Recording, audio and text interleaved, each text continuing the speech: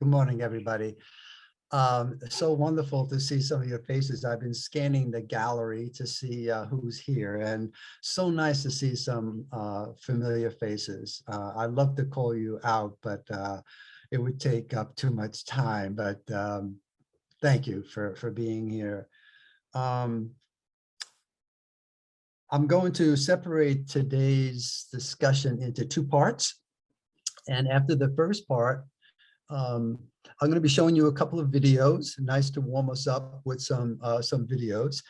I've got some charts to show you, some data and things like that, pertaining to refugees and asylum seekers. And I'd like to begin with the Ukrainian situation, since that is very much on the minds of a lot of us. And I'd like to use the Ukrainian refugee crisis as a tool for helping you understand in more general terms what the whole refugee process is all about in the world, as well as here in the United States.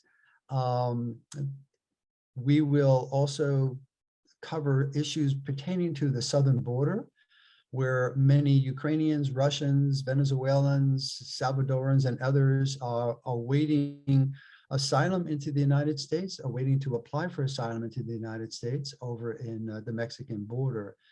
So for part one, I'd like to cover those kinds of issues. This should take us about 30 or 40 minutes. I'm gonna pause then before I go into part two to answer any questions you may have, and also to stimulate some conversation with you about the Ukrainian situation and about the situation for asylum seekers in the United States, detention centers, whatever you might have. So we can have a bit of a conversation midway so that you're not just listening to me. And then I'll go into part two, which I will deal specifically more with immigration and immigrant issues for the United States. So that's sort of the breakdown of the format. Okay, makes sense? Any objections? Not hearing any, then I'll go forward with the program. So the first thing I was interested in, which you might be interested in, is, well, how many Ukrainians are here already in the United States? So I've got some information for that. And by the way, I'm just going to hold up this here. At the end of today's program, you will receive, I understand Jenny will facilitate this, a copy of this, I don't know, 5 or 6 page handout that I'll be referring to during today's presentation. So you will get a copy of this. You'll have a copy of the data I'm referring to.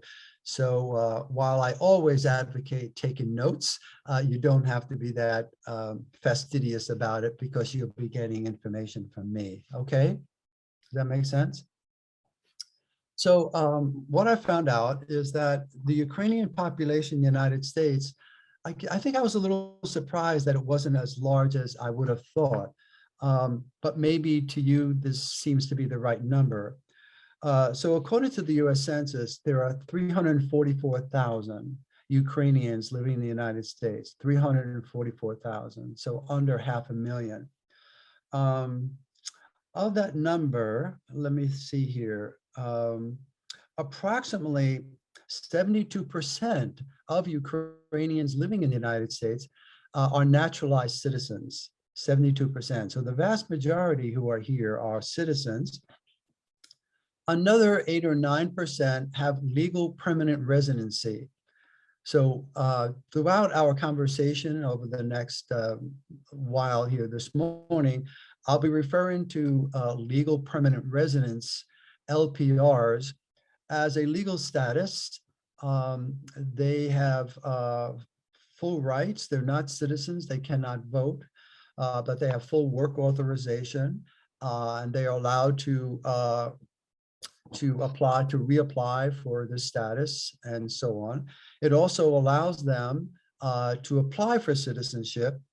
Generally, the rule is after they're here for 5 years, they would take the citizenship test, language test, and apply for citizenship.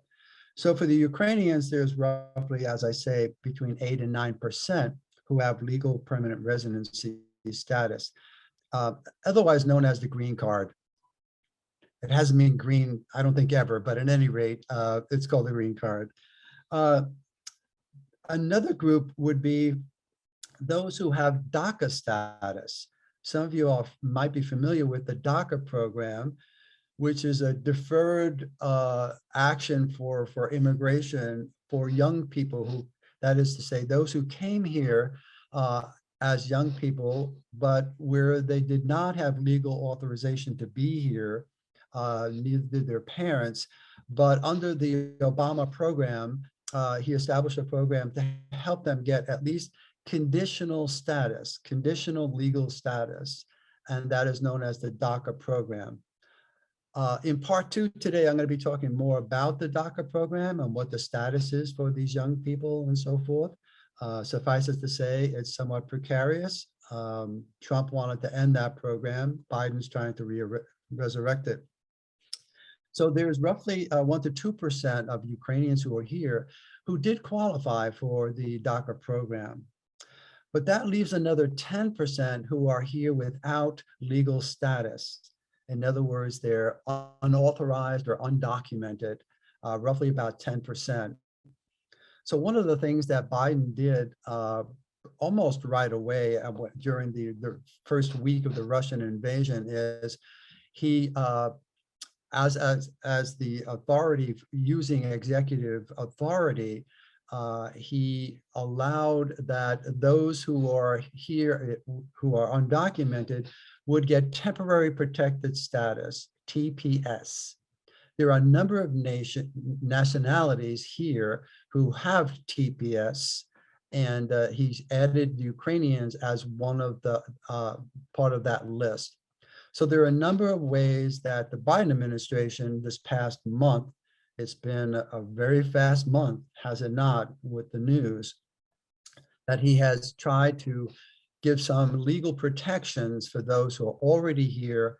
And then, as we've seen just 2 days ago, he announced that he's going to allow up to 100,000 to come into the country on refugee status. It could be technically on refugee status or on a humanitarian visa. So that's who's living here in the United States. In terms of Massachusetts, what I found out was there's only roughly 10,000 Ukrainians living here in Massachusetts. All right. So as I said, I want to begin with the Ukrainian situation, and I'm going to watch my time because there's a lot of other topics and subject population groups I'd like to get to during this first session.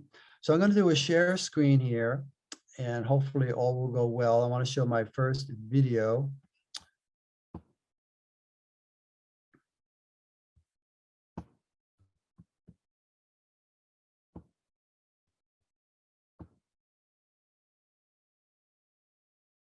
Yeah, resettlement organizations, they are telling us they are waiting to see if they will be called upon. They're waiting essentially on standby. Meantime, local Ukrainians asking the United States to open up their doors to even more people. Silence is violence. A protest against the war in Ukraine and a call for more help. My whole family is there right now. They can't leave the city. They can't go to the safe place. This woman's hometown is occupied by Russians. She wants the U.S. to open its doors to more refugees. I think 100,000 is just not enough. President Biden has said the United States would welcome 100,000 Ukrainian refugees and provide $1 billion in humanitarian help to countries impacted by the invasion. We are sort of on standby, if you will. Catholic Charities of Boston resettled nearly 160 Afghan evacuees. They're now waiting for word on how they can help welcome refugees from Ukraine. To greet them at the airport and put them into an apartment and get people stabilized so they can start moving toward a more secure life in the U.S. The state says so far it hasn't received any requests for help from the Biden administration related to Ukrainian refugees. But the governor has said Massachusetts would step up if asked. Real families, friends, are suffering every single day. And, it's scary because you don't know what's going to happen next. Now, coming up at 6, what one congressman and veteran had to say about the Biden administration potentially agreeing to accept even more refugees. We're live here at the State House. Charlotte Sketty, WCBT News Center 5.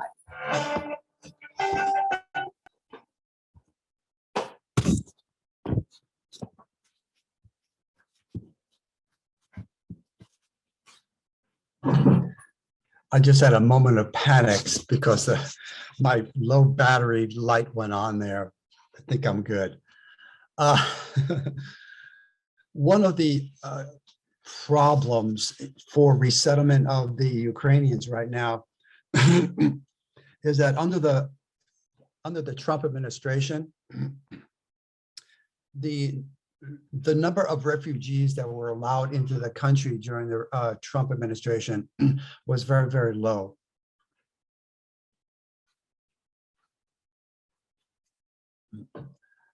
Generally speaking, over a period of, say, the last 20 to 30 years, anywhere from 70 to 90,000 refugees were admitted into the United States annually, right?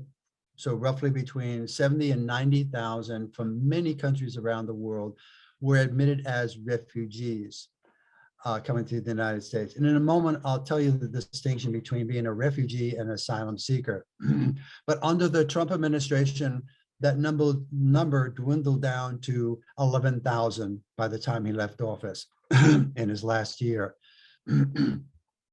So the consequence of that is that the two main largest groups for resettlement assistance, nonprofit groups, were Catholic Charities and Lutheran Services.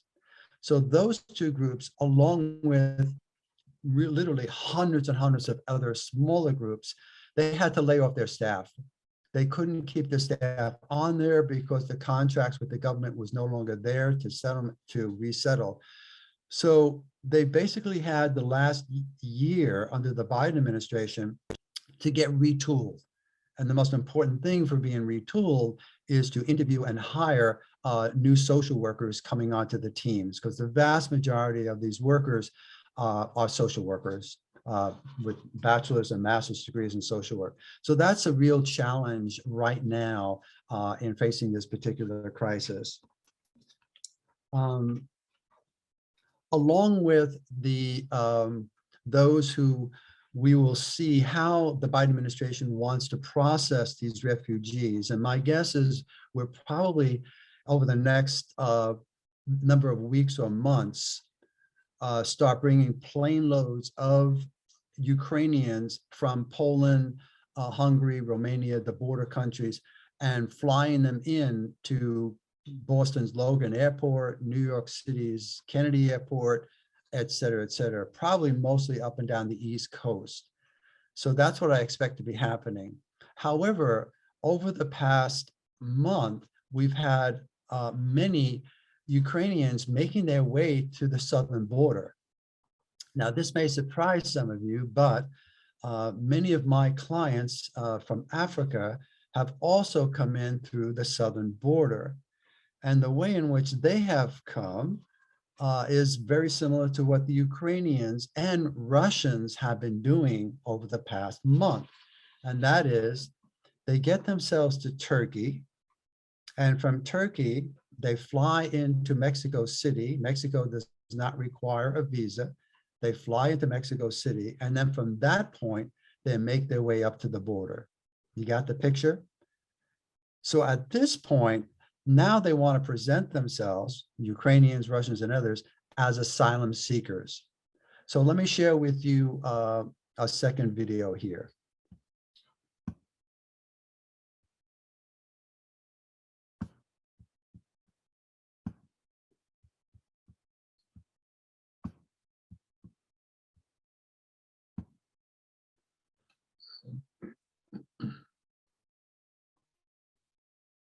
Surge of Ukrainian and Russian people, meantime, are hitting the Tijuana border crossing, seeking asylum from the war in Ukraine. The governments are letting some in, but not others. CBS 8's David Goffredson talked with immigration advocates who have been working on the front lines in Tijuana. Past week or so, we really started seeing the first big wave of people who are fleeing the conflict. There's seems to be no rhyme or reason at the Tijuana border crossing as to who gets through and who doesn't, according to Erica Pinheiro, an immigration advocate with the group Al Otro Lado. We saw families being turned away. We saw Russians and Ukrainians being admitted kind of on an ad hoc basis. We saw Russians, Ukrainians, and folks from Belarus sleeping outside of the port of entry and waiting days to be admitted. Under the current Title 42 policies, asylum seekers can be turned away for no reason because of the pandemic. But some immigrants are being allowed through under a humanitarian exemption, like this Ukrainian mother and her children we saw crossing last week. It took about 24 hours for her to be approved, and then she was admitted with her 3 children. Others, not so lucky. When we see Central American or Black migrants approaching the port of entry, they are told to leave, they're screamed at, they're told that they cannot access asylum at all. Ironically, the Ukrainians being let through on humanitarian grounds have less of a chance at being granted asylum than those from other countries. The United States does not give asylum for generalized conditions or for people fleeing war. Jewish Family Services runs the Rapid Response Network at the border. So far this year, they've assisted 453 Ukrainians at the border. That compares to 878 Ukrainians in all of 2021, according to Kate Clark, the group's director of immigration services. Our recently arrived guests from Ukraine tend to be female heads of household with their children. Our guests have shared that their spouses have stayed behind to fight for Ukraine's continued independence. Advocates at the border are calling for the repeal of policies that allow migrants to be turned away before seeking asylum. I think the repeal of Title 42 and the MPP program are just a basic first step.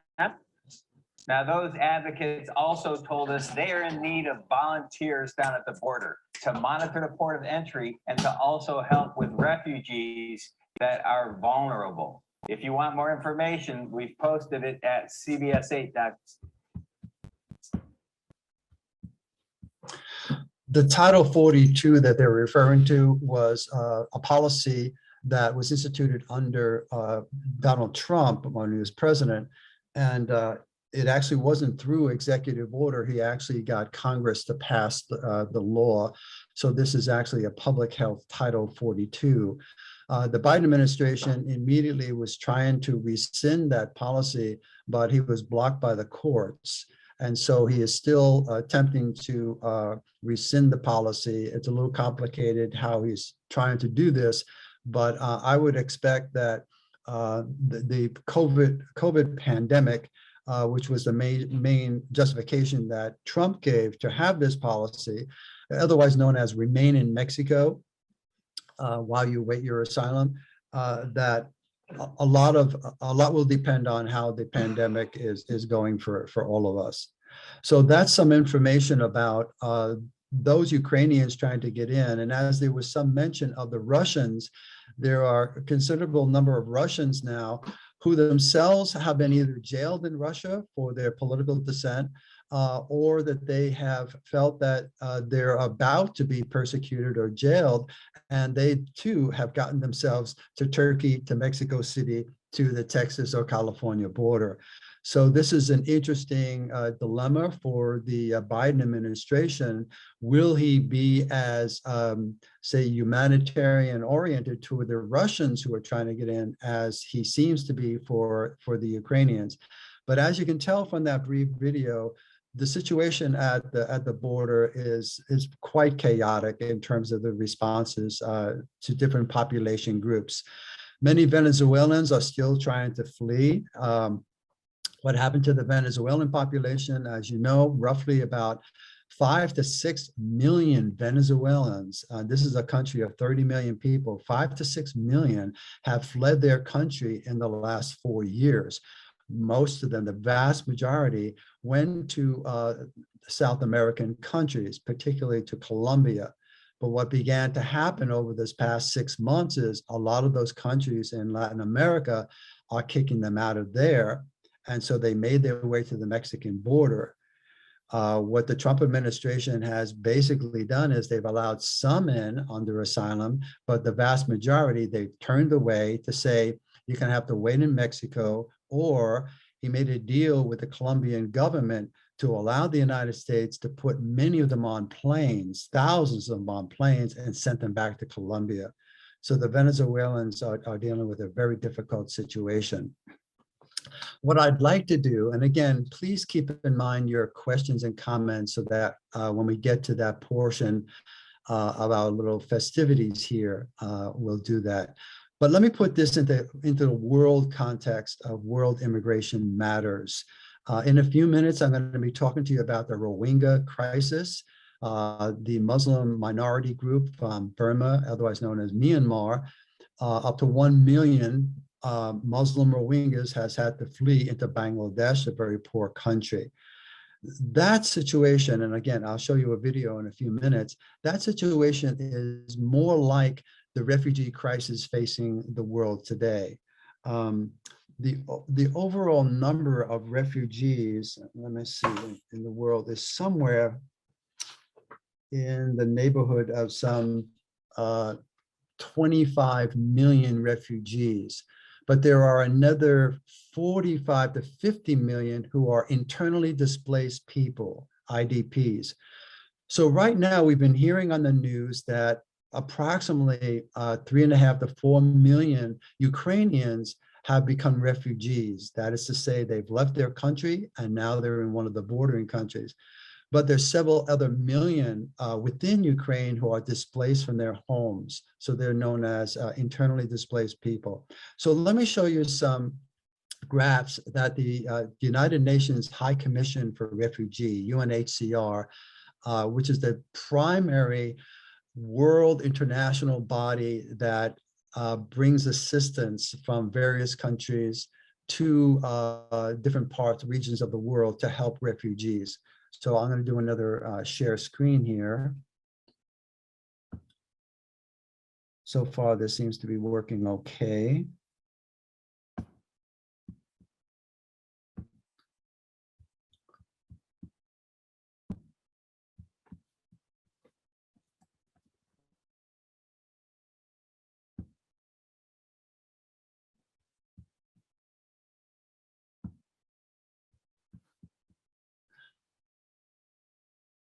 This first part here is showing you the refugee flow for the United States. So as you can see, in the beginning of our current refugee law, which was passed in 1980, the Refugee Act, you see here the high numbers of refugees coming into the United States, and then it settled back down here. So that's why I gave you this average of 70 to 90,000 over a period of time. But as you can see from the beginning of the Trump administration, that the actual number, and here in the gold colored, the number of actual admitted refugees plummeted all the way down. And then finally, all the way down to 11,814. This blue line is indicating what Biden has set as a potential ceiling for this year, 125,000 refugees. On top of that, as he announced, another 100,000 would be just from Ukraine itself. So that gives you an indication of our past experiences with refugee flows.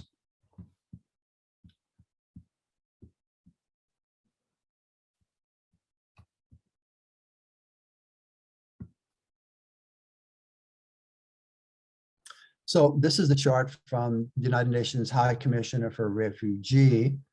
It states here 20.7 million refugees in the world, another 48 million who are displaced. But this is a point I wanted to stress to you. I think there's something of a misunderstanding or a myth that a lot of people have in the world, but particularly here in the United States, that refugees from poor nations want to come and have been coming to the United States or to European countries and so forth. The fact of the matter is that the vast majority of refugees are actually taken care of and housed by neighboring countries. where they live in Africa, Asia, and so forth. So here you have 73% are hosted in neighboring countries. 68% originated from just 5 countries, Syria being number 1, 6.7 million refugees. The country that has housed the most Syrian refugees would be Turkey. Of the European countries, Germany was the country that stepped up, and they allowed 1 million Syrian refugees into their country. You can see the other numbers here: Venezuela, Afghanistan, Myanmar, other countries. So over here, it says 86% of refugees are actually hosted in developing country. So only a small percentage of refugees actually do make their way to more economically developed countries.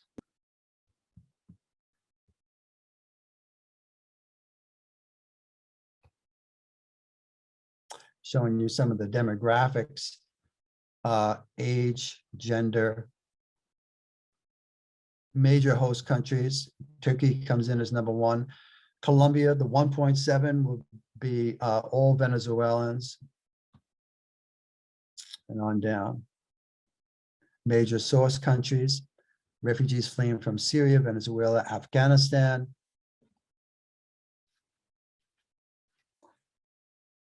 I looked up the number of refugees from certain countries that have gained access, entry into the United States. For the Rohingya population, the Muslim population that I'll be showing you a video of just momentarily, we have allowed in approximately 125,000. As I say, Bangladesh is host to 1 million. From Iraq, the country that we were at war with for a number of years, 109,000. From Syria, 22,000. So Germany took in 1 million, we took in 22,000. From Afghanistan, the latest number I could find would be 68,000 from Afghanistan. All right, so let me share with you about the Rohingya population in Bangladesh.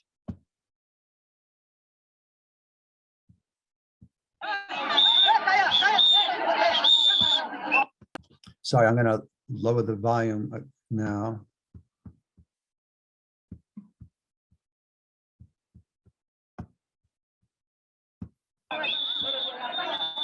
When you've been burned out of your homes, raped, shot at and beaten, and now just want something to eat, this is the last thing you need. The Bangladesh army was in charge of this handout today, and it all got a bit testy. At least now, though, there's aid, and on the whole, there is order. Kutupalong refugee camp, now a shanty city of more than 1 million, over half new arrivals. Having lost everything, they're dependent on the world's generosity, and they patiently queue up for hours, blistering sun. Kamal's been a refugee here for years. Recently, he set up a lost and found bureau, not for property, for people. I announced the names of the children who were lost, their father's name, mother's name, and village name. Sometimes they find their lost children inside a day. Sometimes it takes a week, sometimes 2.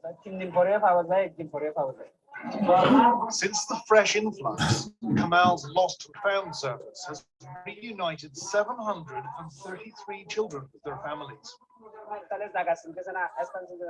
I lost my little brother, and I felt that pain. So now, when I see parents being reunited with their children, it just makes me feel so happy. 2 months after the mass exodus started, Rohingya are still arriving faster than those trying to help them can cope with. But the UN has a more visible presence now. Medical care is more widespread, and there are thousands of new orange toilets, although there's still only one for every 100 people. There's an acute shortage of safe water, but they're sinking new tube wells daily, and hand pumps mean people don't have to wash themselves and their dishes in puddles and filthy rivers. They've now turned into municipal swimming pools. Oh, yes. Not all their childhoods have been totally stolen. New tented classrooms are being built for the 450,000 children who need education. The schools, though, still need nearly 6,000 teachers. Now that the monsoon's drying up, makeshift shelters are springing up all over the floodplain of this river down here, and you can bet that within a few weeks this will be covered, only to be flooded out again come the next deluge. On the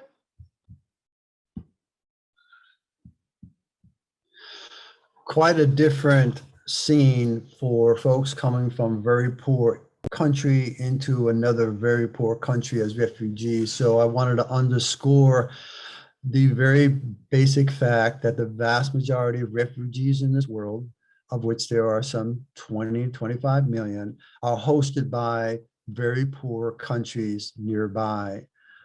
In Africa, probably the country that hosts some of the largest refugee camps. Some camps are up to 100,000, 200,000 people would be Kenya. So that's the situation in terms of that. So to put kind of a perspective or put into context, the challenges that we have in our own country, the political challenges, largely between the Democrats and Republicans, over the issue of asylum seekers coming into the country, about refugee ceilings and goals for this country and so forth, you get a larger sense of what's going on in the world. I would have to say that the United States, both our government as well as private individuals and for-profit organizations, are quite generous with money for medical care, educational care, and so forth. But in terms of opening our doors to refugees and to asylum seekers, we don't rank very high among the more developed countries doing this. So I wanted to say that. I wanted one last mention, and I'm going to open it up then for some questions and comments. A graduate of our MSW program, her name is Nazda Alam. Nazda Alam was born and raised in Bangladesh. And about 3 years ago, she started a foundation called the Nazda Alam Foundation. She travels back to Bangladesh once or twice a year because of programs that she's helping over there, educational programs. But she also spent 2 trips with a film crew in which she has interviewed scores of women primarily and children. Her focus has to do with the large percentage, probably a vast majority of the women migrants, refugees in Bangladesh have been raped. And so you have offspring of that violence that has happened to the Muslim women, principally by the predominantly Buddhist military in Myanmar. And so we are preparing. We have 2. I say we because I'm on the board of the Nazda Alam Foundation, along with Mary Byrne, another faculty member, retired faculty member. She's putting together a film about her interviews. So hopefully by the end of this semester, that'll be available for us to show you guys. So we want to do that. I might have missed out a couple of little details here and there, but I think we've got enough ammunition for you and I to have a conversation. I'll put some parameters, maybe about a 10-minute or so. We'll see how hot this gets. But as much as I appreciate you very, very much for even signing up and being here this morning. I greatly value, as you know, those of you who've been my students, your participation, your questions, your comments. So let's open that up. I think Jenny is going to facilitate unmuting those of you who have something to say. So whether it's about the Ukrainian situation, the Rohingya, or the southern border, let's have a little bit of a conversation. Thank you, Rob. Yes, I did. I actually just made it so that you can unmute yourself. So if you have a question, you can add it into the chat here, and I will read it out for you, or you can raise your hand and I will help you and you can ask your question. So I just wanted to first go into, I just had a quick question here from Dee Dee Shiano. I'm sorry if I didn't say your name correctly, but it's, she just, Dee Dee just said, will you be sharing all, or would it be possible to share the links to the demographics in the chat? And I told her that we'll be sharing all of these resources after in the email. So you'll be getting also the graphs and the demographics and everything as well. So Yeah, thank you for that. Sure, no problem. I see another comment from Beth. Or a question from Beth. Did you want to ask your question, Beth, or do you want me to ask it for you? Oh, I can ask, I guess.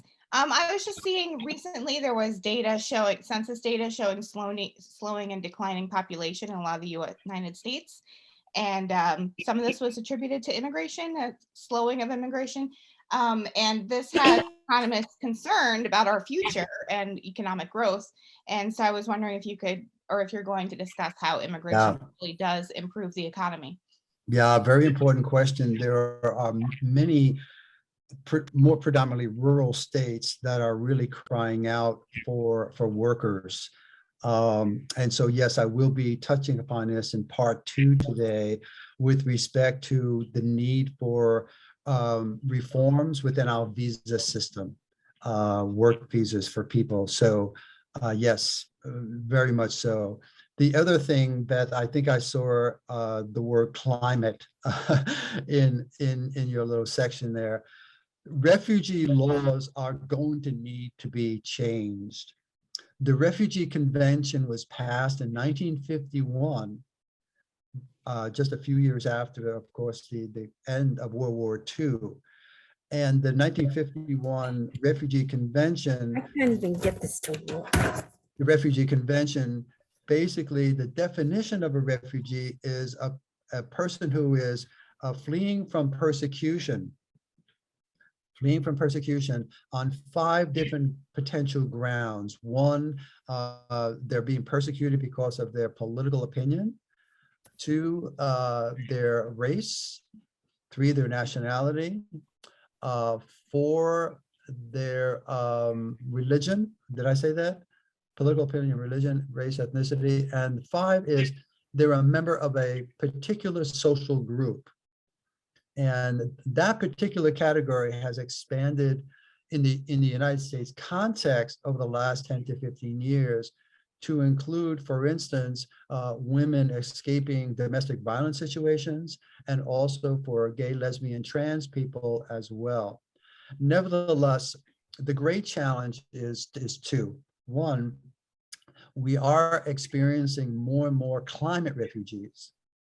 So they are fleeing their countries because of the drastic climate problems that they're having with flooding, with hurricanes, earthquakes, etc. So how are we going to incorporate that into refugee law and our processes? And number 2 is those who are fleeing, and this overlaps somewhat with the climate refugee issues, those considered to be economic refugees, that they are fleeing their countries because of the impoverishment, largely due to droughts or floods, et cetera, that the economies of their country.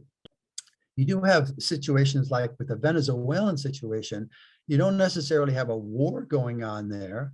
And a lot of the Venezuelans who have made their way to the United States or to Colombia, they are basically saying that they would face political persecution. But from the Biden administration's point of view, or I should say the Trump administration's point of view, they were perceived as being economic refugees, and therefore not necessarily, the United States was not necessarily opening our doors very wide to allow them in. So refugee policies and laws are going to have to keep up with what's going on today. So I'd love to hear from some of my former students. Let me hear your voice. Thank you, Rob. I have another question here from Peter. Peter asks, what can we anticipate with regard to US policy on displaced people due to the impact of climate change? He just answered that question. Thank you. Yeah, thank you, Peter. Thank you for that. Peter, did you have anything to say about that yourself? No, just trying to be forward thinking. I think so I serve in Boston with the Boston Public Health Commission.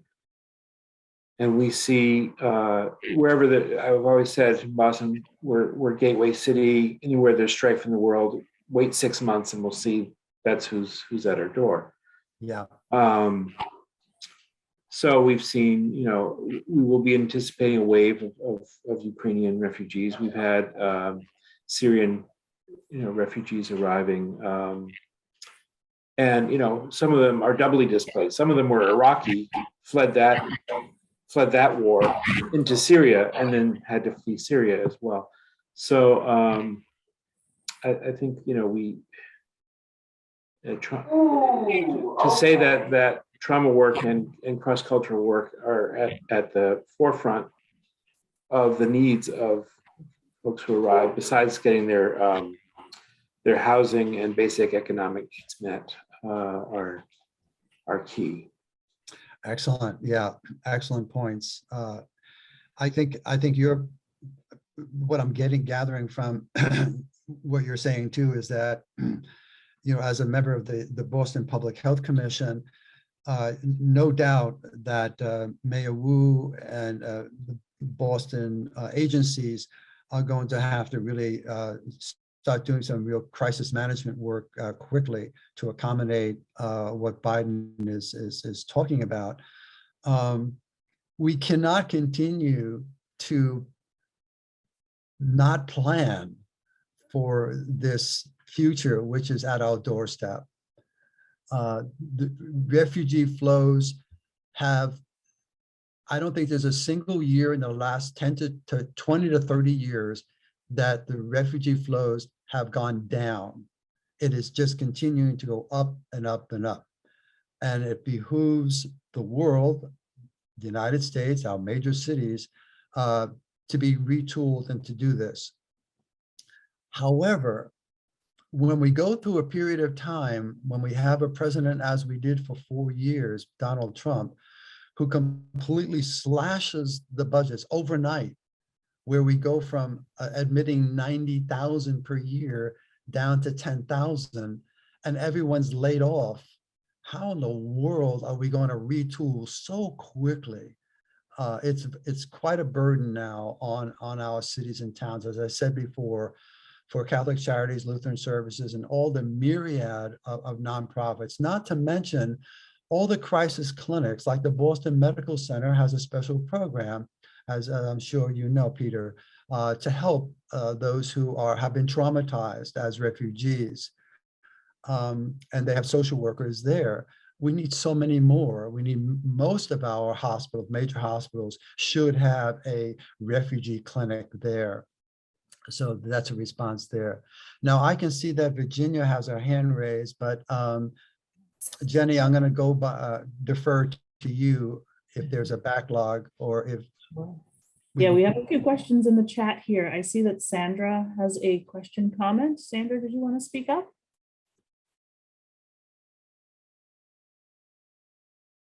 I'm a former colleague, not a former student. Well, a student all the time of Mr. McAndrews, but he's essentially covered it since I had the thought at the very beginning that when you think about the problem as a whole, there are the macro perspectives.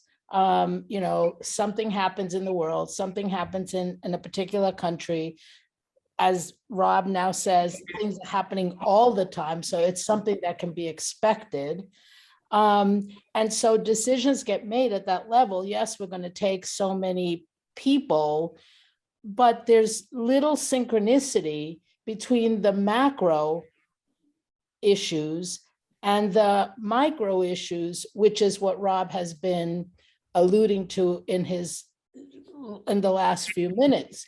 And so it seems to me that until we, and I don't know if it will ever happen, but you can't not think that it's possible until we make some commitments and get committed to, of course, we're going to help people.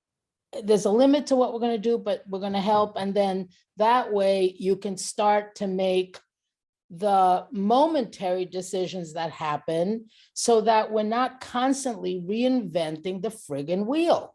I mean, it's insane. And pardon my non-professional language, but it's frustrating. So it's just mind-boggling to me that there is such a huge discrepancy for the rest of us to deal with.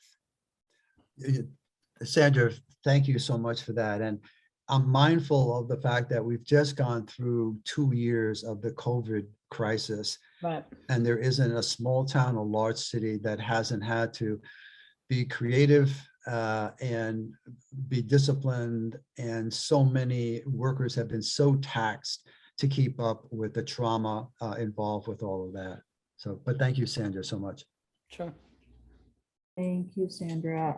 I'd like to jump over to Virginia Pratt now and see. Hi, Virginia. Hi. Good to see Well, you. good to see you too, Rob. And I too am one of Rob's former students. I've been really puzzled by how the outpouring of compassion for people in Ukraine. And there's no question that they're suffering and that people shouldn't have their cities bombed, hospitals shouldn't be bombed, etc. But I have not seen that level of compassion for people from Afghanistan, people from the Sudan, people from Haiti, Myanmar. I'm really pleased that you showed that video of that refugee camp. And I'm wondering what can be done, if anything, for us as a country, as a people, to be more welcoming. You may have seen somebody on Facebook was sending this thing about 11-year-old boy in the Ukraine walks, I don't know, 200, how many miles to the border of Poland, and he's welcomed with open arms. And the people of Poland have been very welcoming. And a child from Guatemala walks to Mexico in the desert and they're put in a detention center. That discrepancy. Yeah, and that is the reason, Virginia, I wanted to show the Rohingya, and it is the reason why I wanted to broaden the conversation about refugees. I know that the Ukrainian situation is front and center right now on people's attention, but I wanted to be able to broaden the lens and to say that, look, these are crises around the world.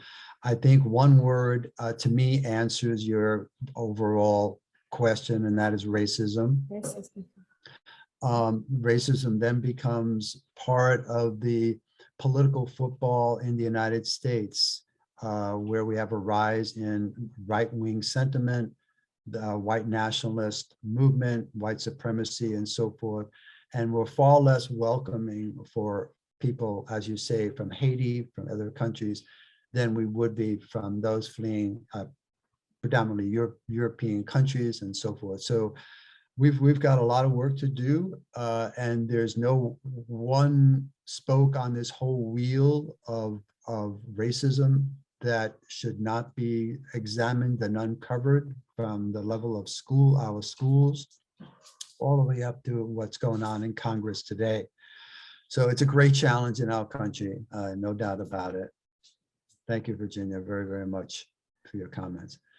Might have time for one more, and then I want to turn to part 2. So I thank you very much for your participation.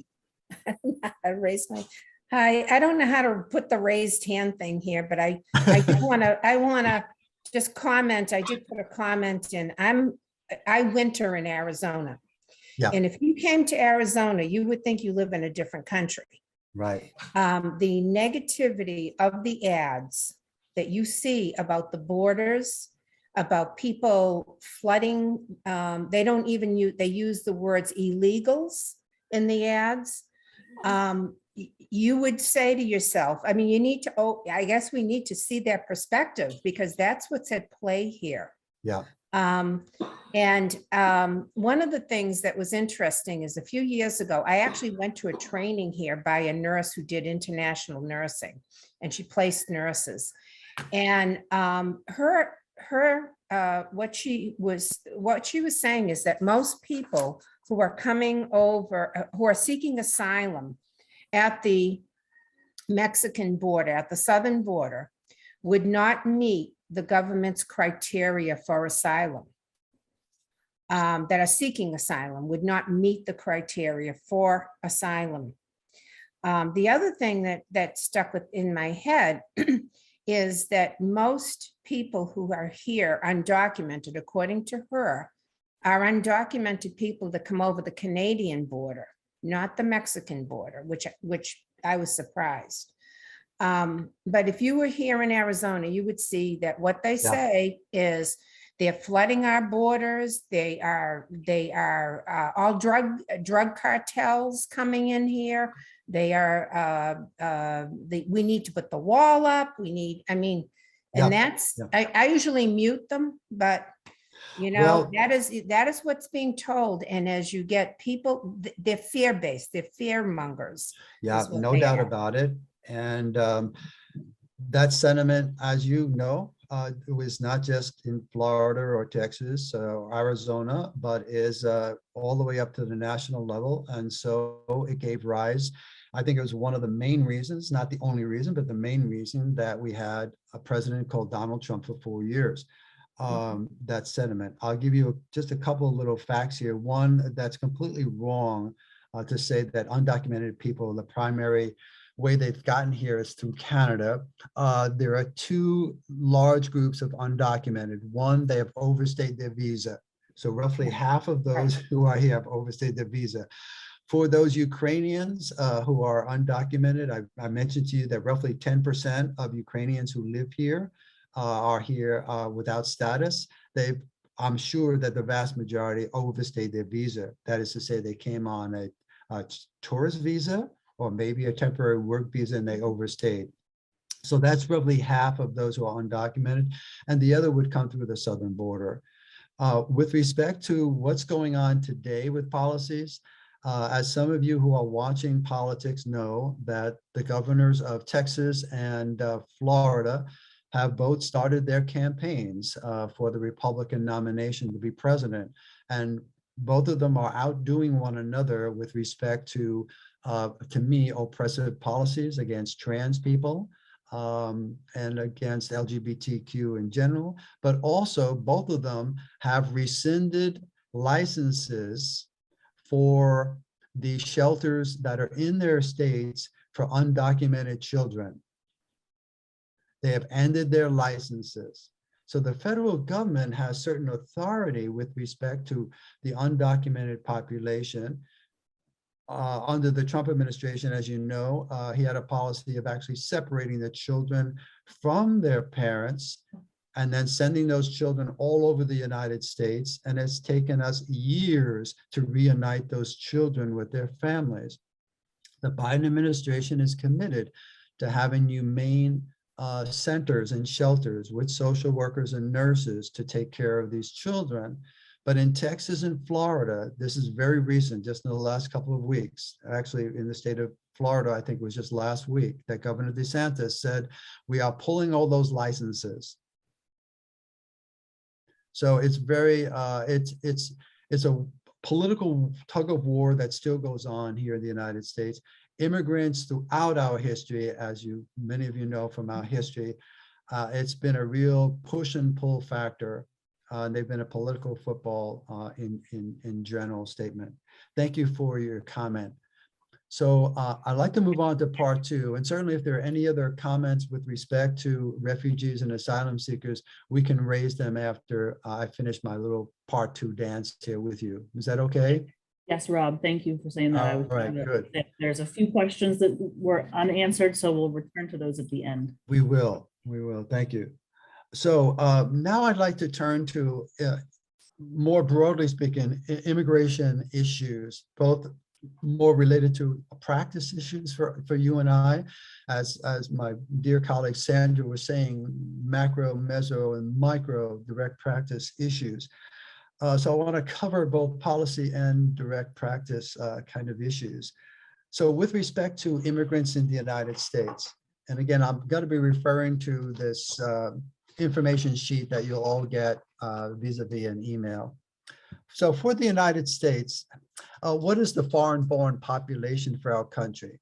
Well, roughly approximately 14% of our population are folks who were born outside of our country. So they are immigrants. So it roughly amounts to 44 million, so about 14%.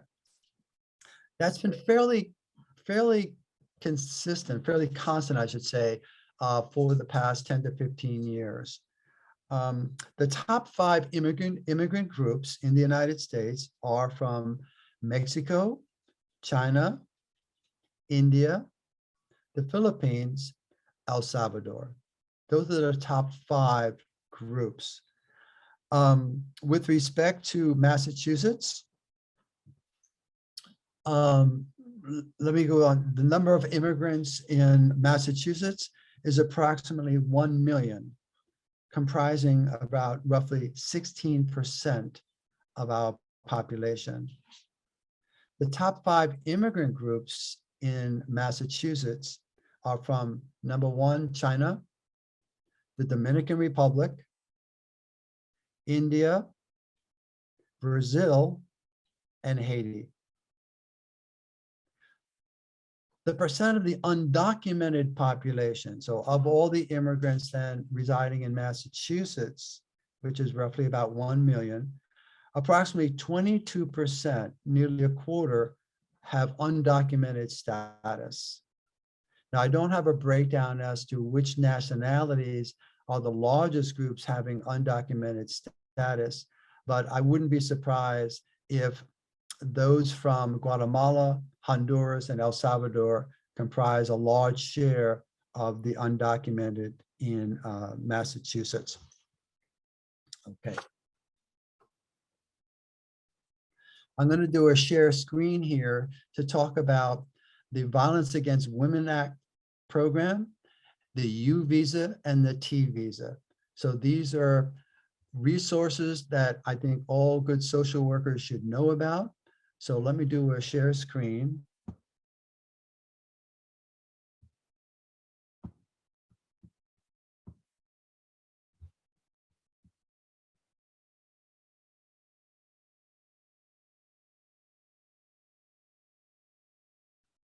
I hope you can see that okay. The Violence Against Women's Act, this goes back to the 1990s. And a lot of people feel are under the misunderstanding that the Violence Against Women's Act is sometimes an act that is has been authorized, and other times it's been shut down and so forth. It has not been shut down. There's no what's referred to as a sundown provision of the Violence Against Women Act. What has happened with this, and it's a political football largely between Democratic and Republican politicians, as to funding for agencies that really rely on monies to help provide for counseling, for shelters, and so forth for the victims of violence. So who does this protect? Victims, male or female, of domestic violence. The victim, though, must be a spouse, a parent, or child of either a U.S. citizen or legal permanent resident. So this is very specific with respect to which class of victims are being protected here. A victim must be a spouse, parent, or child of a U.S. citizen or legal permanent resident. The other challenge that a lot of them face, and I don't know if any of my dear friends working with Hawk are listening here today, but the social workers working with the women or men who have been victimized, they need the cooperation of the police, your local police department. They need to cooperate with police in terms of their investigation and so forth. In turn, the police need to be cooperating with the victim, and it's a two-way street. And what some research it tells us is that when it comes to local police departments, some are more inclined to help on these matters and others not so much. I made mention that just a few days ago or last week, President Biden signed the reauthorization legislation for grants to states and agencies for this next fiscal year. This was one of very, very few pieces of legislation that made it through the House and the Senate with bipartisan support and finally got to Biden's desk on March 17th, on St. Patty's Day, and he signed this authorization. So monies will be there for our local agencies and housing support people as well. With respect to the U visa, so these pertain to those who have undocumented status in the United States, and the person then is a victim of a serious crime. There's a long list of serious crimes, but they do include such things as kidnapping, felonious assault, domestic violence. So you see there's a little bit of overlap between the VAWA, Violence Against Women Act, and the U visa. But there is a distinction there that under this is the victim, if the person is a victim of domestic violence, it doesn't narrowly pertain to the victim having been a spouse of a US citizen. And then there's the T visa, that the person is a victim of human trafficking, could be sex trafficking, labor trafficking. So during our question and comment section, after I finish my little part here, if anyone wants to talk about any of those and have more information, I'm most welcome to. With respect to mass health, there is current legislation, and I'm sure that our NASW Massachusetts chapter is supporting this, which would expand medical care coverage for children as well, those under 21, so that we could expand, I think, full coverage on the mass health for those who are considered undocumented, but who are under the age of 21. But generally speaking, for persons without lawful immigration status, they're only eligible for the mass health program called the Massachusetts Limited, which provides for emergency care services. That is to say, they can't be turned away at the emergency room. All right. Another program which I wanted to tell you about, and I'm trying to see if I have it here. No, I don't have it here, so let me just leave that there, is the special juvenile status. And I want to give a shout out to a student in our program who is a worker with the Department of Children and Family, Bernice Garcia. Bernice, I don't know if you've had the time to be with us here today, but maybe during our question and comment period, you can chime in. But the Department of Children and Families, they really do a lot of work with respect to the undocumented population as well, and helping them with the kind of visas I was just talking about, but more specifically with the special juvenile status. So if an undocumented child is here in Massachusetts and they are, or actually any state, and they do not have, they are not with their parents, there is a way for that juvenile to gain legal status. And it's through the Special Juvenile Status Program of the federal government. So I wanted to mention that. All right, another thing which I think you as practitioners should be aware of is, and let me go down here, where is it? Yeah, the caregiver authorization affidavit. If you want a copy of the affidavit, it's only, it's a form that's 2 pages long. You simply Google caregiver authorization affidavit and you'll get to the form. This has been very, very important for social workers and nurses and others to use when you have a child whose parent it might be undocumented. And by the way, as many of you know, many families are of mixed status, where you may have, say, typically a child who does not have legal authorization, who does have legal authorization, I should say. That is, usually they're born here, so they are automatically citizens, but their parents may not have legal authorization.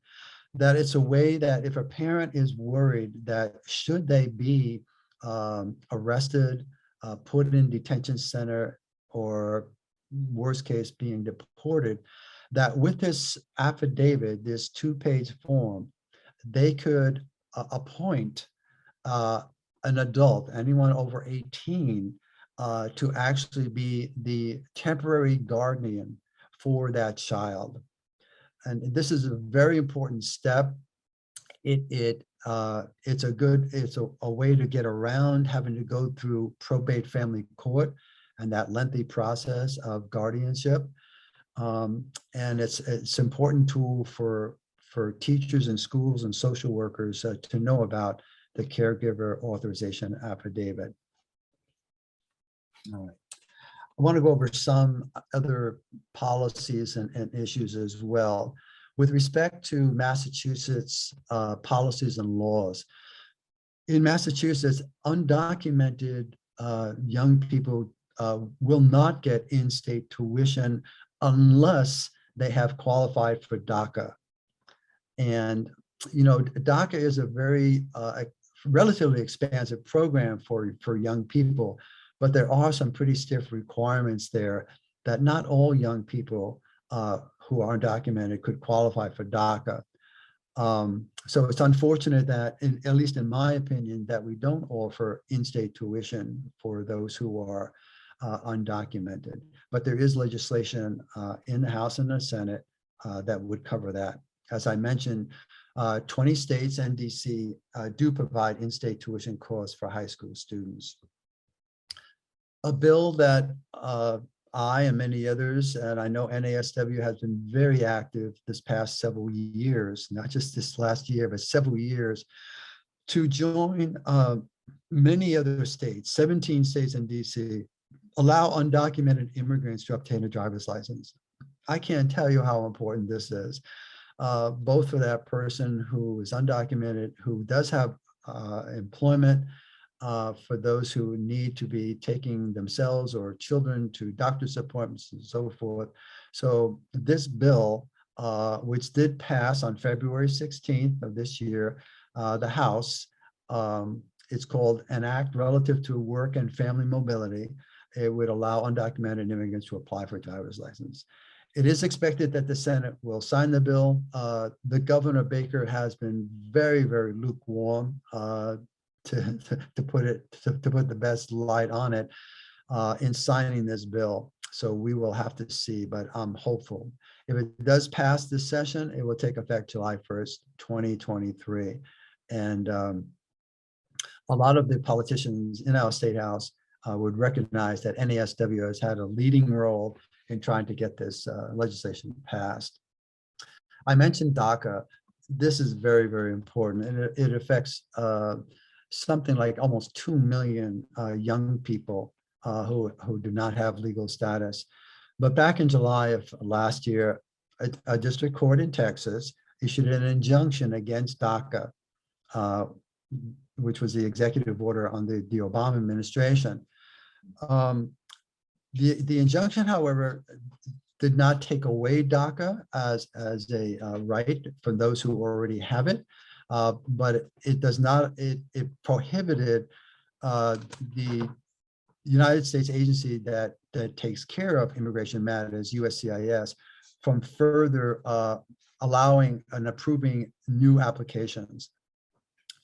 Very important under the Obama administration, under the Biden administration, the very first week of the Biden administration, the Department of Homeland Security developed regulations that were submitted as part of the rules of federal regulations.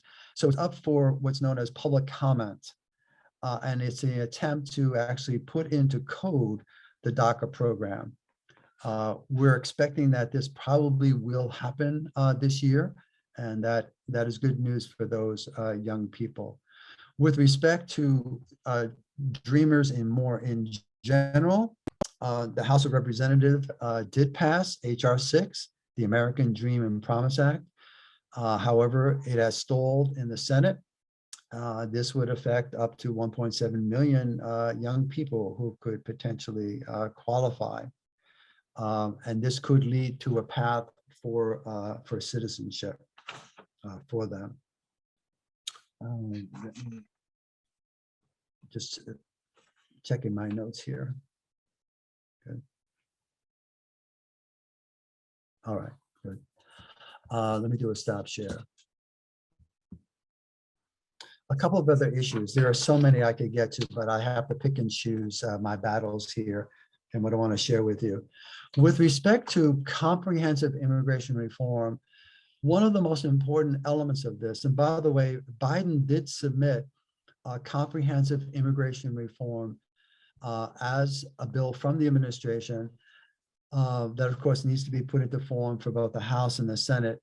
But essentially it was a bill that would provide a pathway of legalization for up to 11 million of those who are undocumented.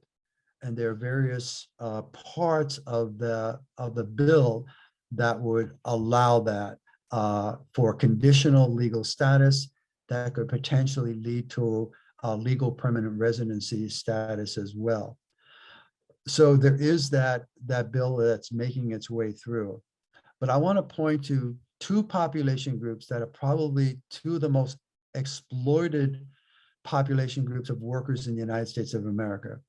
One, I don't think it's going to come to any surprise to any of you that our farm workers who put the vegetables and fruits in our supermarkets to get to our tables, that those farm workers are probably the most exploited labor force in the United States. Well, at least one of the most exploited. I'm thinking of domestic workers as well.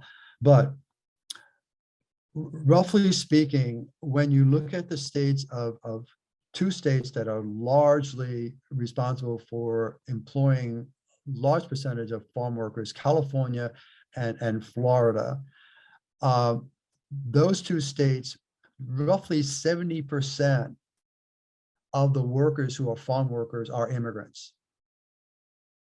And of that 70%, the majority are undocumented. My point is that the fruits and vegetables that make it to Market Basket, Stop and Shop, Whole Foods, that most likely they have been picked by undocumented immigrants. This has been, to me, one of the shame of our whole system for generations. It has not been fixed. There have been attempts before, but I am hopeful that under the Biden administration, we will attempt to fix this. What does a fix look like? It means being able to grant work visas, a combination of both temporary and permanent work visas for those farm workers, those who are already doing the work and those who want to come into the United States to do that kind of work. We're talking about over 1 million workers, more like 1.5 million farm workers that are needed to provide for the consumers of this country. And as I say, nearly half of them are undocumented. It's a shame. One of the effects, aside from low wages and poor health conditions, et cetera, for that undocumented status, is that they are exploited in ways in which a lot of law enforcement agencies are aware and are trying to address. Wage theft is one of the major problems. An employer can simply say, I know you've been working overtime for weeks or months, but we're running short on cash and we're just not going to be paying you. And if you have a problem with that, we're going to turn your name over to ICE and you're going to be in a detention center and deported out of this country. That needs to stop. Many of you know of one particular farm worker labor union called the Immokalee Farm Workers. They're in Florida. They happen to have been the award recipient here in Salem about 5 or 6 years ago. We awarded that group the Salem Award for Human Rights and Social Justice. That group was responsible for bringing evidence to the Justice Department of the United States that led to the incarceration of nearly a dozen very wealthy farm owners and managers of the crime of enslavement. So there are a dozen or more former managers, former owners who are serving 20 to 30-year imprisonments because of enslavement in Florida. So what I am hoping is that under the Biden administration, there will be more vigorous law enforcement and inspections of the use of pesticides and health conditions and the use of child labor. So with respect to the undocumented population, those who are farm workers, I don't think any of you listening today would disagree with me that that should be a priority of reform. And part of that reform is visa reform, temporary and work visas. The other part, the other segment of the exploited population are those who are working in non-agricultural plants. All of our meat are processed through large meat processing plants in the United States. Many of them are in the Midwest.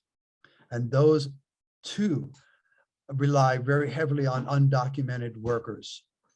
Undocumented workers not to protest their conditions. Many of you probably know of some of the stories that during the COVID pandemic, many of those workers were not given protections, were forced to work under conditions in which there was high rates of COVID that was being spread in these plants. Chicken processing plants, beef processing, you name it. These are large plants with thousands of employees, many of whom are undocumented. They deserve to have protection. There should be a visa for those people. When I looked up the number of visas given for farm workers, the number of visas given for the meat processing plants, it's a fraction of what would actually be necessary. What justifies or what is the rationale for this system? It's generational exploitation of these workers that just has continued and continued. And no administration has really had the wherewithal to make the necessary reforms for those populations. All right.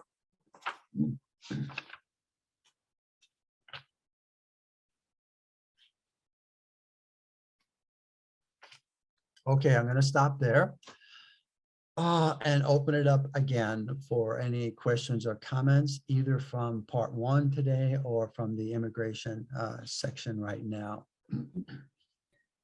All right, thank you, Rob. Okay, so there was a few questions from the previous section that I thought might be good to answer. Rich asked, is there any guidance by NATO related to refuge and aid by nearby countries?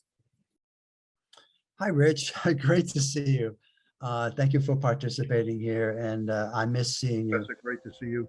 Yeah, thank you.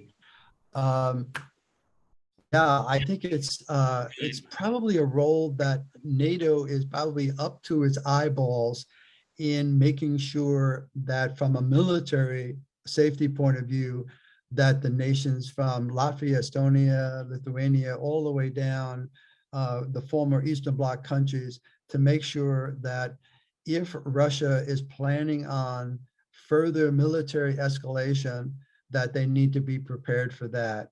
My hunch is that whatever role that NATO, the agencies under NATO are playing right now, I think the refugee issue would probably be secondary in terms of their priorities. Rich, did you want to follow up to that?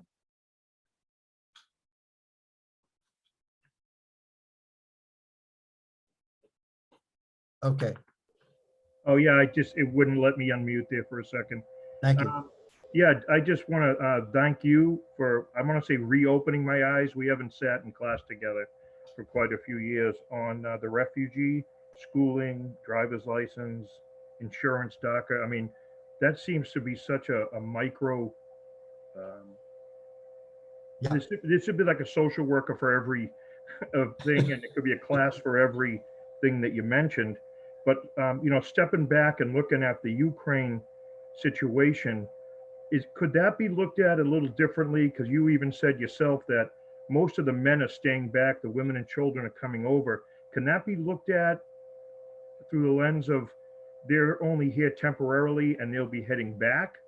Is there any way that more can come in that way? Because obviously these folks want to go back to their home versus like you mentioned in Venezuela, who just, we got to get out, things are horrible. Yeah, it's a very good question. And I think it's a legitimately challenging one for any administration. The TPS status, temporary protected status, as I mentioned, Biden has extended TPS status for any Ukrainian who's already here, who's undocumented. TPS status is also for a number of other nationals in our country. The whole idea of that program is it's supposed to be temporary, with the expectation the person would be going back to their home country. The research data on whether or not indeed over the past, say, 30 or 40 years, well, we've only had TPS for about, we've had 30 years, is pretty scant. But the general impression I have, depending on which nationality group we're talking about. So for instance, I'll just take at random Liberians. So as you know, from the whole Blood Diamond crisis and terrible things that were happening in Sierra Leone and Liberia, during that time, a number of Liberians and others tried to make their way into the United States, largely through the southern border, okay? And once getting in here, if they were not able to get asylum, which not all of them could, they could be covered by temporary protected status. Now, the question is, how many of those have decided that they want to stay here, that they've got work, or that they're settling down their roots? They might have a child in elementary school or whatever. And how many have said, you know, I'm going to go back to Liberia? We don't really have very good research on this. We just have guesses and hunches about it. With respect to the Ukrainians, I think your premise is probably right, that for many of those who are going to get into a plane over the next few weeks in Poland, who were originally from Ukraine, and fly here to Boston, to JFK or whatever, one would assume that a fair proportion of them would want to go back once hopefully this crisis is over, and my God, the rebuilding that will be necessary in this country that's being flattened, they will want to probably go back and be part of resurrecting their country again. But it's a very thorny question for immigration, asylum policies and matters. Nevertheless, regardless, what transcends this conundrum is we need the services to be ready. And I know, Rich, you wouldn't disagree with that, and you would be part of that. We need to have every layer of our bureaucracies and agencies to be ready for this kind of relocation crisis. Thank you, Rich. We'll move along. All right, so then we had a question from Dee Dee. Dee Dee, do you want me to ask it for you, or did you want to ask it? Are there any present or future efforts to organize pathways to connecting refugees to legal services? Feel free. I get some feedback, I think, on my computer, but yeah, and I didn't just mean, I guess I meant undocumented. Just thinking about structured ways that we can connect people versus undocumented people trying to look on their own. Just thoughts about that. Yeah, so this resource, this information sheet that I prepared that I've been using, that you'll all get a copy of it. And I have a list of a lot of resources. So I think one of the main tips that I probably don't need to tell any of you, but just to remind ourselves that you and I as social workers, we're very much called upon by both clients, family members, neighbors, and others to be able to refer people to the right resources. People think that we're walking and talking encyclopedias of resources, but indeed, at least to be sensitive enough to know that there are, at least in the greater Boston area, I know in the New York area, where I'm falling from, there's ample legal services to help people. However, unfortunately, the wait time sometimes can be difficult to finally sit down with a lawyer and so forth. But by and large, I think we are able to keep up with much of the demand. We went through 4 years of a crisis, and I was part of the services going into our jails. ICE had rented jail space in 4 of our county jails. The South Boston jail right in downtown Boston was one of them. And it forced a lot of us to have to spend a good deal of time traveling to the jails, doing our interviews there, getting interpreters, and having to deal with all of that. And those 4 years were pretty exhausting for us. And then we were hit with the COVID pandemic. So those of us in the legal community, we're just sort of like trying to catch our breath at this point with keeping up with the new demands. There are far fewer people in detentions now under the Biden administration. We still have 2 of our county jails that does house detainees, immigrants, but we're doing better at that. So my general comment to you is for us to be knowledgeable about the kinds of agencies that do provide that assistance. And there are some agencies that really have both social workers and lawyers working together to help people with both their mental health and social concerns, as well as their legal concerns also. But thank you for that question. All right, thank you. So then we have a question here from Elizabeth. Elizabeth asks, this might be a question for Dr. Johnson. What is or can the School of Social Work do to support social worker development to participate in the work of supporting refugees?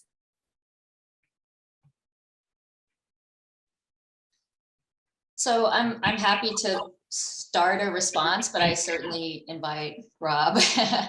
I think that I think we do as schools of social work and social work education have a responsibility to be responsive. I think that both of our undergraduate and graduate programs, our primary focus is sort of on generalist or global preparation. We do offer elective courses. We do try, case in point today, to offer professional development opportunities. I know Dr. McAndrews in the past has held sessions in which he's spoken specifically about some of those really micro meso practice elements. I think though, one of the things that we've been really trying to work on that maybe isn't necessarily specific to supporting folks and working with immigrants, refugees, but I think is important is promoting an intersectional perspective and an intersectional lens. And also I think raising the awareness of people that regardless of the field or area agency you work in, there should be some expectation that at some point you will come across a need, right, that needs to be addressed that isn't perhaps specific to the population that you're working with. So I think the expectation that you won't necessarily only be working with immigrants, refugees, folks who are undocumented if you're working in those particular services, but you could be working in child welfare, you could be working in healthcare, you could be working in a variety of sectors, and understanding the need to have some awareness of these issues and to know where to go to find those resources. So I think that's what we've been trying to do in our courses and in our professional development as a School of Social Work, is to understand that we can't necessarily teach it all, but that raising folks' awareness and helping people think intersectionally and globally as much as possible. Rob, I will invite you to answer as well and speak to that, especially given that you are really our expert on faculty and have taught a lot of these topics in your courses. Yeah, thank you, Lisa, very much. I've been really happy to see that we've developed through our field internship program, internships with Boston Medical Center, with their trauma center, with MIRA, which is the coalition group of all the different immigrant groups that come together for policy reform, with the NASW, through their policy advocacy internship that we have there as well. So I think all of that is right. And I agree 100% with what Lisa said about the intersectionality. There's such overlap of the kind of mental health, social needs that the population groups that we're talking about today have with other population groups as well. So I think first and foremost is my mind, what I wanted to convey to you today. And as I say, with this resource flyer that I have for you will help you to just be more sensitive and aware of when you see the kind of constellation of issues that an immigrant family might have, that you will feel much more empowered and knowledgeable to be able to provide to them the right kind of referrals and assistance. And I've been happy that my colleagues, I think, to a person, are very sensitive to the needs of this, let's say, special population group of immigrants and refugees. Yeah. It's been wonderful. Students who in their papers, I know in classes of mine and others in diversity class, as well as in policy class, where you touch base with community action groups like in the Chelsea Collaborative in Chelsea, which is predominantly an immigrant city, neighborhood, East Boston, Lynn, and so forth. So we have a great deal of outreach going out to all of these people. And I have to give kudos to the interfaith groups throughout the North Shore, throughout Massachusetts, that without Catholic, Protestant, Jewish, Muslim congregations coming together, the jail population that I referred to a few minutes ago, many of them were able to get bond release because of these interfaith groups that have collected hundreds and hundreds of thousands of dollars to get bond for their release. And then, with that person in jail is a family back in Revere or back in Lynn. And so social workers, whether they have a degree or not, they have been there to work with them. Yeah. Thank you, Rob. So I see there's someone who has their hand up, but I wanted to sort of get through some of these questions in the chat first, and then go to the person with their hand up. There's a question from Karen Barnshaw. Karen, did you want to ask your question?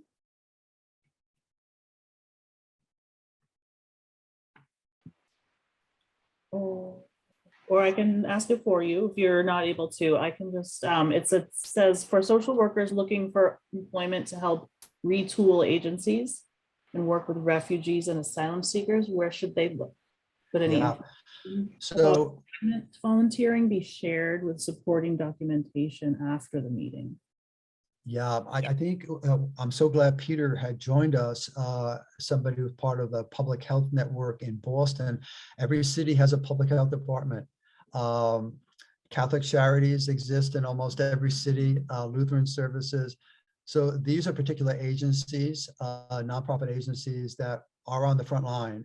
Also, is the International Institute of New England. And again, some of these resources that I'm talking about now are in the handout that I have for everybody.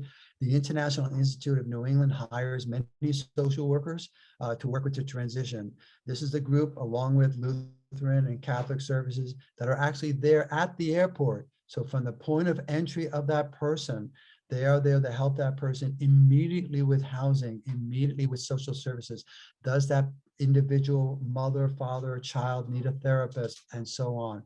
So as I said to you before, unfortunately, under the Trump administration, many people were laid off, and now it's a process of rehiring and looking out for new people, new graduates of undergraduate and graduate programs of social work, to bring them on board as permanent members, hopefully as permanent members of this large team responding to this population.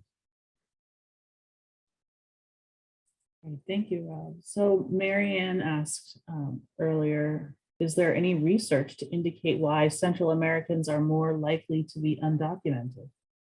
That's a question near and dear to my heart. One of the initiatives within the Biden administration plan for comprehensive immigration reform is something that has not been done, but I and others have been crying for this, and that is set up visa processing, asylum processing within their countries themselves. So there's a multi-pronged answer to this question. And one of them is that there's no reason why our embassies in El Salvador, Guatemala, Honduras cannot be doing some of the refugee processing there. So, and not waiting for families to have to make that very brutal and dangerous journey up through Mexico to get to the border to apply for asylum. Let's go to where people are. So that's one. But the other is more long range. Vice President Kamala Harris has spent time down in those three particular countries I mentioned in Central America, and she is trying to work with the governments down there and with nonprofit groups to help deal with issues of violence, of the gang violence they have, as well as economic insecurity and other aspects as well. We're trying to narrow and target our funding to good nonprofit agencies that have a good track record in helping children not to get involved with gangs, and so on and so on. So there's social development happening in those areas, and that's really important. Thank you, Rob. All right, so then moving down, we have a question from a couple people. Dee Dee and Michelle was wondering about VAWA. Can you confirm that it also includes transgender and non-binary individuals? Yes, I believe so. Yeah, and that is something of a recent rule change this past year under the Biden administration. Yep, under the VAWA program. Yeah. Great, thank you. Let's see, so then, all right. Questions. Sorry, Jenny, I'm just noticing, I know Anne has a hand up, but Denise is raising a hand. Denise, was it specific to this point about the VAWA? It is actually. I've just heard on the news down here in Arizona that they are hiring, and I want to, it's not that they're hiring people to speed up the asylum processing, the asylum application process, that are not relying on judges to do it. That I've just heard that over the last week, I think, or so. That's exactly right, Denise. Good for you. Yeah, that is just the past week. Boy, this is the backlog is 1.7 million. The backlog in immigration court is 1.7 million. I could speak for all day about why, because I represent clients down at JFK Court, and this is where the immigrants land up in immigration court, and it is a laborious process. In 1990, the Asylum Corps was established. I want to recommend to those of you who are interested after your degree program to think about becoming an asylum officer. Pays well, and you have the opportunity of helping an awful lot of people. You could go on the government site, look up asylum officers or asylum corps. So what Biden is trying to do is to really revive that particular niche of the entire bureaucracy of asylum, to bring hundreds of thousands of those cases that are jammed up in the courts under the guidance of each particular judge. We only have 7 in for all of New England. They're down here in Boston, only 7. So allow the asylum officers to be empowered to handle these cases, to get through the backlog. Yeah. So thank you, Denise, for that. Thank you. I would like to move over to Anne. You've had your hand up for a while. Hi, Anne. Hi, Rob. So good to see you. Wonderful to see you. Thank you so much for, I came on here to raise my awareness. I've been, not as well versed in this as I'd like to be. I will say on my day-to-day work, it was helpful when Lisa was talking. It's not crossing over, but in my life, in my Facebook feed, in the disinformation, right? Which is, blood boiling. And so to be able to counteract that with these very, very important facts that you've brought forward is a gift. Yeah, thanks. I feel like we need a huge, massive public campaign, just like the gal from Arizona was talking about. We need to be spending whatever political party or political action committee, whatever, on the disinformation, the fear, the racism that is attacked with this. And also, and this could be a whole nother training, the economic impacts of all of this. Why wouldn't it make sense for somebody to have a license? I'd rather have people who've been proven to know how to drive on the road, because these people are going to be driving. Why wouldn't they? I would be too if I had to get my kid to the doctor. And the issues related to anybody who is paying into Social Security, but never. What are we going to do with all these people when they are old enough? God bless them, dying in the field because they can never retire.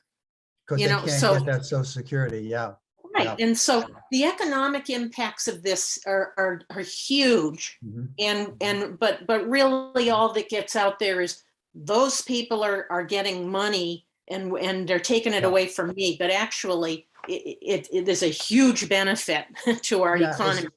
It speaks to the information wars that go on. One side calls the other side disinformation, but at some point, hopefully facts will win out. And so, for instance, one of the facts is that when you look at the business reports, Forbes magazine, et cetera, in terms of new entrepreneurial jobs being created in the United States, that a majority of them are immigrants. Absolutely. It's amazing. And of course, I can go down the line with economic benefits, which I think most people know. Personally, I'm hopeful that there is a certain percentage of people who are amenable, who are open to information that is factual based. I think given the climate changes of our world and given the refugee flows because of unrest and so forth, we have got in this country, we have got to become a leader in having an organized way of dealing with migration flows. I can't tell you how many international agencies, organizations, national organizations in Europe, the United States. This is a huge topic. This is up there in the top 3 topics of the world. Migration is happening everywhere. Populations by the millions are moving from one part of Africa to another, one part of Asia to another, South America and so forth. So it's not just the wars, it's not just genocide, which, by the way, the Biden administration last week did announce that they are now calling what's happened to the Rohingya population genocide.